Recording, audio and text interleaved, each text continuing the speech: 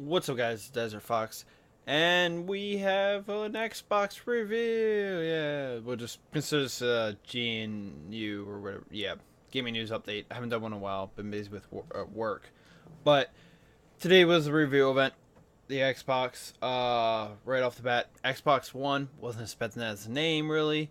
Kind of unexpected. Was expecting more just them to pull an Apple and just call it the Xbox. A lot of people just refer to that as anyway.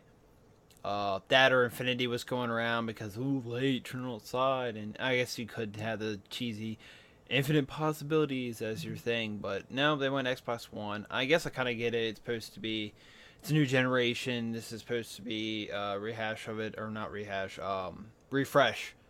This new generation, new everything. It's supposed to be. This is the new next one, or the newest one, the first one in this line. I guess is why they chose it. I could see it though. Also, kind of with I guess PS4, kind of makes it look like a higher number, and then it's older. Might have been something to that too. Not sure. Surprised people are just gonna call it Xbox anyway. Most people. But the biggest complaint I see seems to be on the internet, at least, and a lot of the fanboys that came out, was for pitchforks, Sony fanboys, and PC fanboys and stuff. Which basically is where were the games? They really didn't show any games. There was a Call of Duty trailer you saw, Redmi's new game, which kind of disappointed they're not doing Alan Wake 2, but I'm excited to see what they do with this. There wasn't much to it. It looked like some live action stuff, whether it might have to do with the TV show that, because that's another big thing is that they're gonna have their own original entertainment and TV series, like the Halo TV series that Steven Spielberg for somehow is going to be connected to, whether he's just a producer and signs off on it, or if he directs the pilot and then someone else takes over from there. We'll see where that also goes in the timeline. Who knows? But the biggest thing is there was no real big games. There was some EA, which, if you think about it, people they showed it off as thing is general population. They showed it off as DVR somewhat, and they showed off Call of Duty and FIFA and Madden, which are all three very big, large selling games, especially FIFA outside the U.S. It's a huge game. Pretty sure one of EA's most best selling games sells better than Madden. Sells better than I even think Battlefield probably. Maybe not Battlefield, but it definitely sells better than Madden. I know of. Soccer's huge outside the United States, even somewhat growing, I guess, in the United States. But the big thing was people were saying not a lot of games, and that's everybody was complaining, bitching about.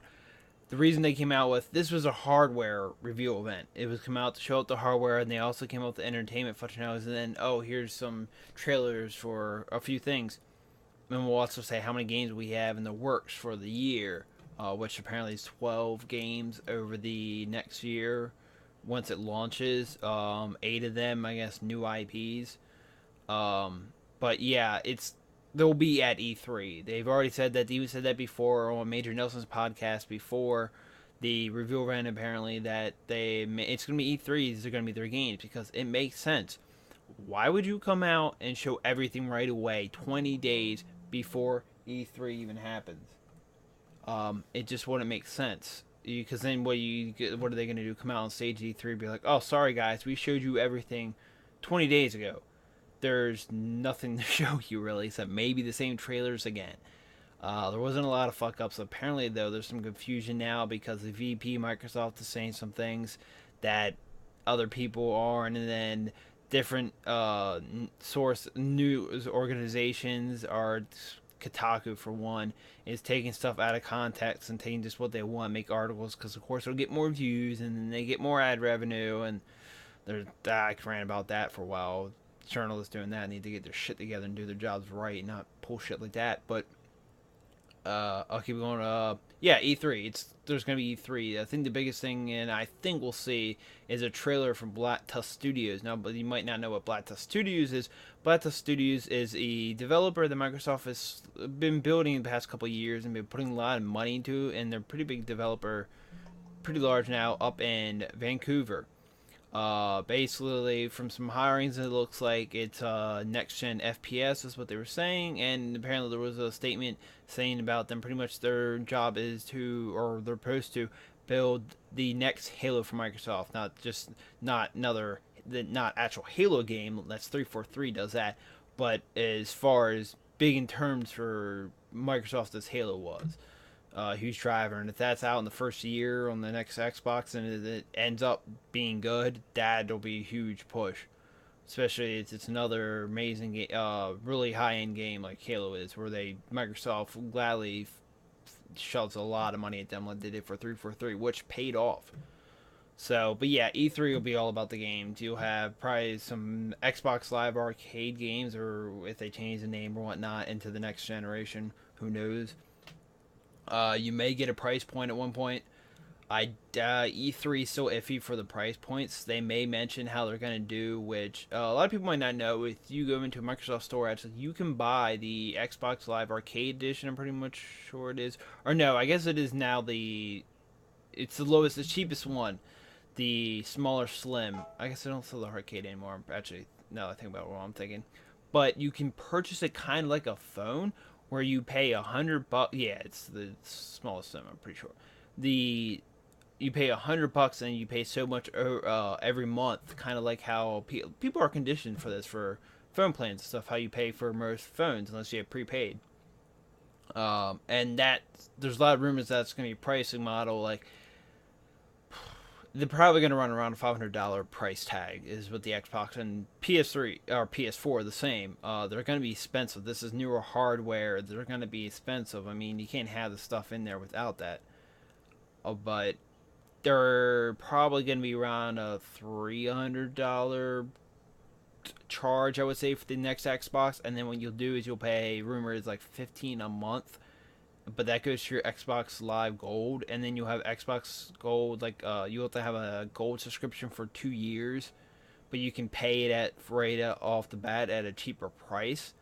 If they do that, that'll be big because if Sony doesn't do something similar to that for pricing that people can pay less up front, more people will go toward Xbox. But yeah, E3, it'll be all about the games. They got the hardware out of the way, mostly everything about it. They'll explain some things at E3, maybe go over about, go more into detail how the use game thing will work, which I could rant on about that. My opinion on whether or not the whole use games thing and other things with that. But the big thing is, it'll be E3 where all the games are. They'll come out. Oh, here's some hardware. Not hardware. Goddamn. Here's some other information they really kind of slightly went over. Then they'll say some more about it. Entertainment, they've already done a lot of that, so some things may show up at E3. But the big thing is it'll be their games, games, and games. If Microsoft does this and they have the suspect in the way they have it lined up now, they have 20 days to prepare, and they'll come out and be like, oh, show off all their games and all their trailers and everything, and maybe have some developers come out and talk about stuff, and then they're out, and it puts Sony in a hard spot because Sony even hasn't still shown the console, so they still have a good bit of hardware stuff to go over at E3. With the make of the console, what the console looks like, maybe if they go into pricing and doubt it, go more information about the streaming stuff, which is another thing I could talk about because I'll go more into detail about that, how that probably won't work, at least not right away. If they do, that'll be a huge thing. But um, they'll have to go into more of the features, and they won't be able to show as many games because they've already shown a good bit of their games previously at their review event, and they showed off some of the trailers, and they showed off some of their bigger games that are their exclusives. So it's like, what really are you gonna have to show, Sony? Not too much, except maybe some new trailers. I mean, what, we're gonna get another Square Enix trailer we already saw twice? What the fuck? But yeah, mainly it'll be E3s where all the games will be. The hardware in it pretty similar. Might be this PS4 might have slight more power. They haven't really gone over yet what the RAM is, the type. It could be DDR5 or DDR3.